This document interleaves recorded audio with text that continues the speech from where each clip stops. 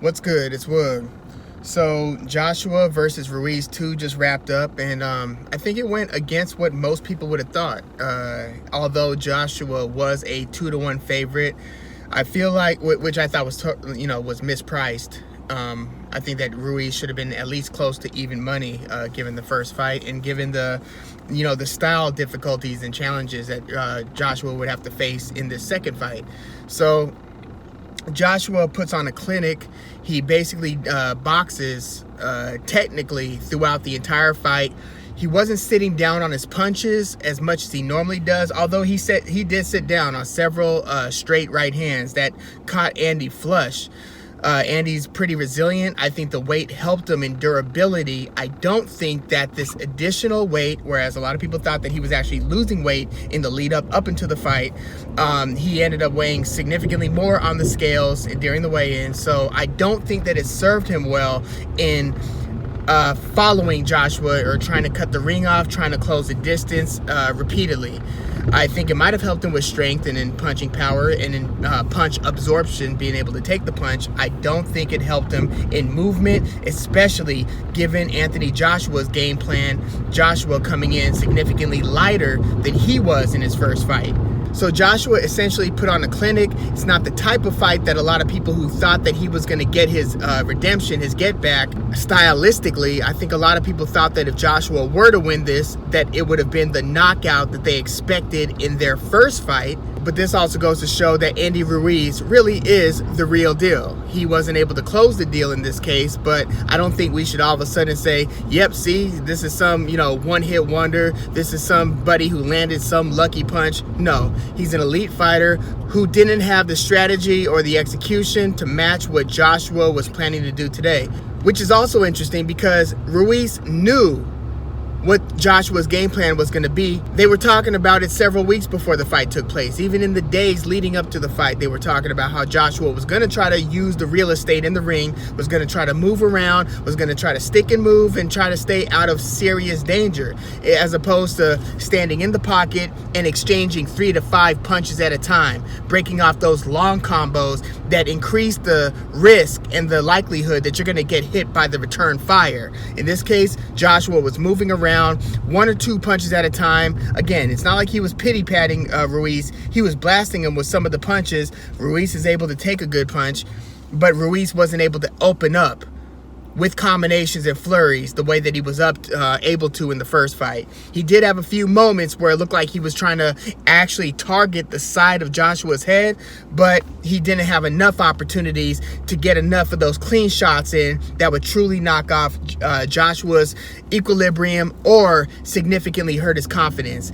I felt like after Joshua bagged the first couple rounds, it was like, okay, we're still on borrowed time though. It's still touch and go because we had success in the first couple rounds against Ruiz the first time before getting hurt in the third. So I felt like as the fight continued and then Ruiz was eventually able to get a couple punches in, Joshua wore them well.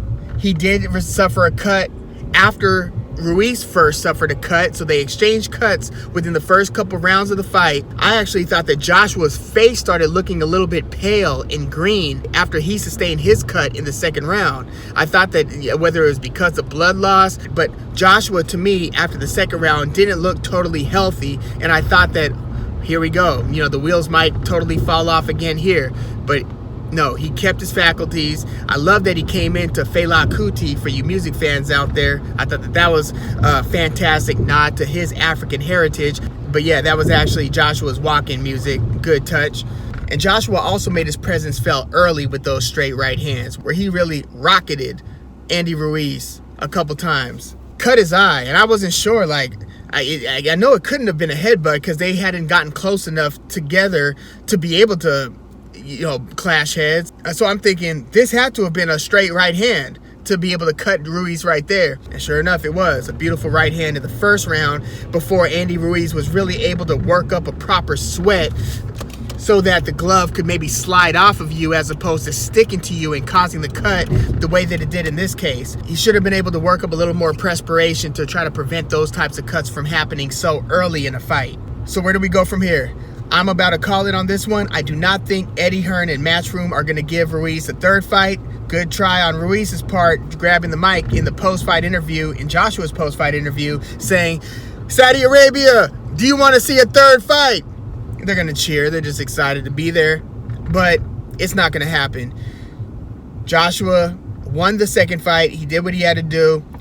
They're not obligated to any third fight.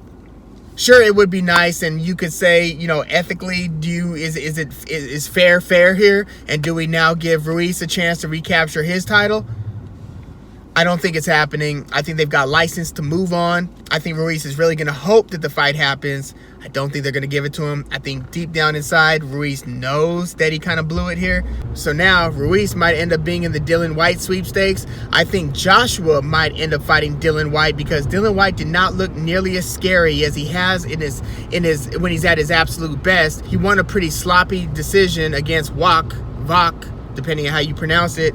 He just looked out of shape, and I know he took the fight on somewhat short notice. He was just cleared to fight. We'll see if any further suspensions are going to be levied since he had tested for PEDs around the time of the Oscar Rivas fight, which was his last fight. But yeah, I think that it's possible that Anthony Joshua fights Dillian Whyte next. I think they're going to give him a little bit softer of a touch right now because he was just in there with what I consider to be one of boxing's best fighters. I think that they could give him perhaps Michael Hunter, who just fought a draw with Alexander Povetkin. Although Hunter and Povetkin might end up running that one back. But the truth is, I think that Andy Ruiz might now get into the Luis Ortiz or Adam Konachki sweepstakes. Some sweepstakes. It's going to be big name. It's going to be small names who are legitimate threats. That's kind of the opposite of what you want, right? You want a big payday while mitigating risk in most cases. There were a lot of questions that had to be answered, and I think that Eddie Hearn needs to kind of hit the reset button and reevaluate his assets and his options given what took place today, because there was a lot of uncertainty going into the day. Shoot, the future of Anthony Joshua's career, the future of DAZN, the future of Matchroom Boxing, since Anthony Joshua was Eddie Hearn's cash cow. If he lost twice to Andy Ruiz, a lot of things are off the table, but now it's not the case. So I think that they're going to take a hard look at what their options are. I don't think they're going to just throw Joshua in with another straight killer. I think they're going to give him somebody who's got a recognizable name but isn't as big a threat matchup wise as Andy Ruiz was in this case. So let me know what you thought about the fight, where you think both fighters go from here. Do you think there's going to be a third fight, a rubber match between Anthony Joshua and Ruiz? Again, I don't. Not only because Joshua won, but because of how he won. This wasn't I caught him in an exchange knockout the way that he was knocked out by Ruiz. This was a methodical clinic. He probably won, in my book, 10 rounds to 2. So this was a technical blowout. I don't necessarily think that there's a huge public outcry for a third match between the two. I think they could walk on and move on from here. By the way, we also have to see where Alexander Usyk goes from here, since he's entered the heavyweight division and is now beaten one heavyweight. We're about to see Wilder versus Fury 2. That's going to answer a lot of questions as well. It could also set up a mega fight between Joshua and Wilder, or perhaps Joshua and Fury, even though I think that Fury's a terrible matchup for Joshua. Don't forget to like and subscribe. I'm Woog. Thanks for tuning in.